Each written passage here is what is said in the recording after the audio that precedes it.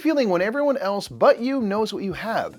You're used to being the one holding the cards, or in our case, tiles, but all is not lost because there is valuable information we can gain, and while we don't know our numbers, our opponents don't know theirs either. So it'll be up to us to use our logic and deduction in a race to be the first to say Got 5, which is designed by Johan Levitt and published by Blue Orange Games, who sponsor this video. Hey everyone, I'm Mike Murphy of the Brothers Murphy, and I'm here with BoardGameGeek.com. Well, we're ready to get down to some deductions, but before we do, let's learn how to play Got 5. In Got 5, each player will have a set of 5 different colored tiles that everyone can see but them. The numbers range from 1 to 60, and each color can only have certain numbers, so even at the start of the game, you'll have some information as to what tiles you definitely do not have. You will then get clues to further narrow down the possibilities of what tiles you have in front of you as you race to be the first to correctly deduce and then guess your numbers. But before we start guessing, let's go over the setup.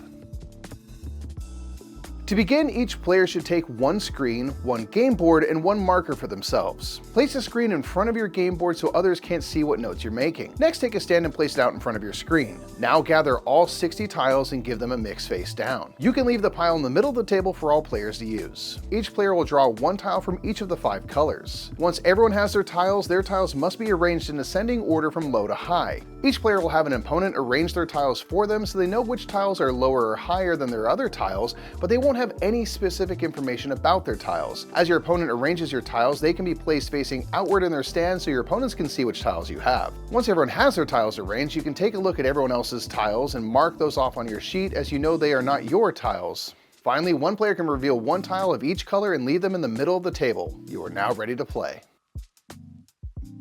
Got 5 will be played over several turns. On each turn, the active player will first reveal a tile from the middle of the table and then ask for a clue. Note that any time a tile is revealed from the pile, all players should cross that number off on their sheet as it cannot be one of the tiles as no numbers are repeated. Speaking of your sheet, you will see that numbers are arranged in color groups. Tiles also have 1, 2, or 3 dots on them in addition to their color. As you gain information, you'll be able to rule out possible numbers, bringing your guesses closer to certainty. When asking for a clue, you can get information in one of 2 ways. First is to categorize. Here you will first reveal a tile at the center of the table. All players can then make a note of this new tile on their player board. Now you can choose any revealed tile from the center of the table and place it in front of your stand. One of your opponents will place this tile face up in a slot such that it is in ascending order to the tiles in your stand. So for example, if one of your numbers was 21 and the other 34 and you drew a 30, it would be placed in the slot between these numbers. There are also slots for a tile to go if it is lower or higher than all of your numbers. By slotting tiles in your stand, you can start to get a sense of the values of your numbers. For example, if that 30 is in the 4 slot, you know that the tiles lower than it must be 29 or lower. So you'd be able to eliminate any numbers showing on your sheet of those colors that are higher than 29. On future turns, if you do the categorize action again, multiple tiles can be placed in the same slot so long as all tiles remain visible to all players. The other type of clue you can get is a compare clue. Here you will still reveal a tile from the middle of the table and then choose any revealed tile and hold it above one of the tiles in your stand. Their colors do not need to match. You will then ask an opponent if the tile you hold has the same number of dots as the tile in your stand or not. Once you have your answer, you will place the tile between your stand and your screen. Note that if the 2 tiles do not have the same number of dots, you can place this tile at an angle to remember what you learned. By learning if a tile has or doesn't have a certain amount of dots can further eliminate possibilities of numbers you could have in front of you. Once you've taken a turn, it will be the next player's turn around the table to draw a tile and ask for a clue.